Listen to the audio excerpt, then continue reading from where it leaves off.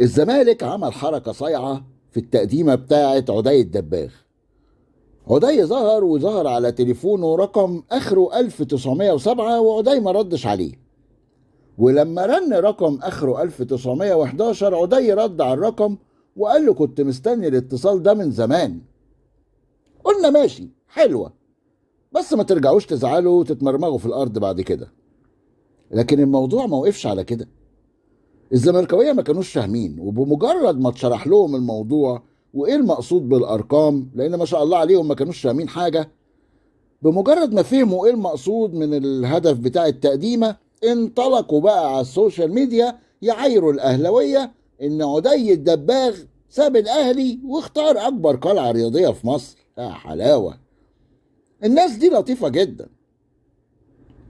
يعني انتم مصدقين ان عدي رفض الاهلي بكاس العالم، بدوري ابطال افريقيا، بالشعبيه والجماهيريه والبطولات والفلوس والاعلانات، وراح للملوك عشان ياكل مكرونه ريجينا ويحلي بسكوت اونيرو ومولتو، ويلعب بقى في الكونفدراليه مع الفانيلات الكيني والشرابات الاثيوبي؟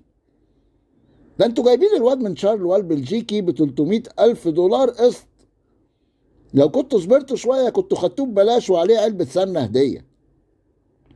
ده الواد الانديه بتشقطوا لبعض حرفيا بقالهم اكتر من 7 سنين. عدي الدباغ اخر 7 سنين لعب في 9 انديه وارقامه التهديفيه مخجله. برافو يا قناوي يا حبيبي، خليك على وضعك كده وهنجوزك هنومه وستوته كمان. لكن الموضوع ده هياخدنا لبدايه الميركاتو الصيفي اللي الاهلي ابتداه وخلصه بدري قبل كل الانديه عشان كاس العالم. وقتها لو تفتكروا يعني الاعلام صدعنا وكل دماغنا وهرانا يوميا ليل نهار، هو الاهلي بيجيب فلوسه منين؟ النهارده الزمالك المديون اللي بيجدول المتجدول وبيقسط المتقسط لاتحاد الكوره بيعمل صفقات بالملايين. مفيش بني ادم واحد يوحد ربنا بيسأل السؤال ويقول النادي ده جاب الفلوس دي منين. وعلى فكرة الكذب ملوش رجلين عامة يعني. الزمالك لما حب يفخم في جون ادوارد، ولما حس ان الناس ابتدت تتكلم على فلوس الصفقات، ابتدى يسرب ان الصفقات دي رخيصة جدا. وامبارح اعلنوا ان صفقة خوان الفينا البرازيلي اتكلفت 600 الف دولار وعلى قسطين كمان. جمهور الصفوة سمع الكلام ده، الله عليك يا جون يا ادوارد يا ملك، شايفين الصياعة؟ الواد بيجيب صفقات جامدة جدا وببلاش، ده احنا كان مضحوك علينا جدع. ويطلع لك واحد زي هاني عصام الصحفي الابيض يقول لابراهيم ان الواد كان عنده عرض من لا ليجا الاسباني. هو طبعا ما قالوش لا ليجا وما عرفش ايه لا ليجا، هو قال له الاسباني. لكن جون ادوارد قدر يقنعه بمشروع الزمالك. فابراهيم قال له ايه ده بجد؟ قال له ايوه.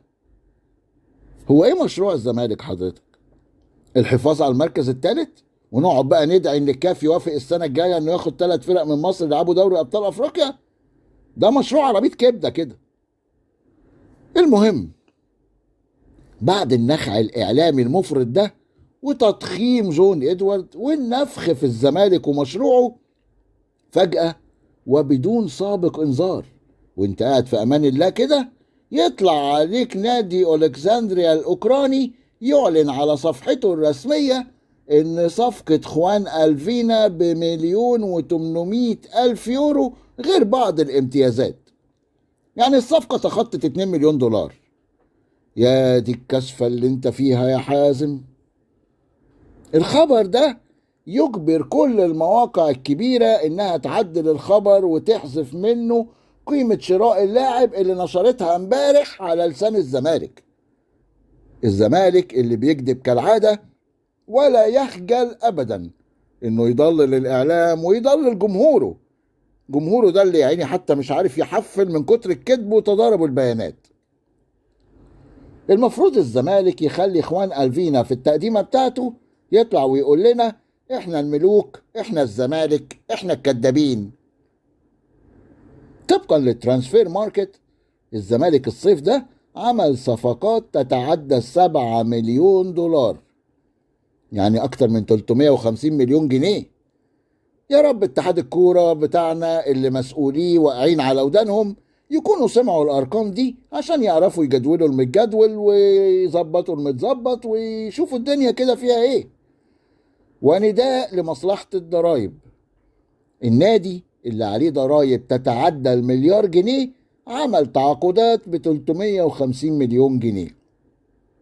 على فكرة الزمالك لحد النهاردة تقريبا هو النادي الوحيد اللي مش بيعد ولا بيعلن عن الميزانية السنوية. أصل الميزانية السنة دي مدمجة، هتبقى مع عدد من الوزارات وتحديدا وزارتين ومستشفى.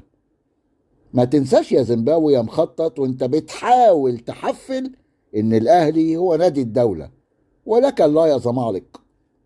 ناس ما عندهاش دم.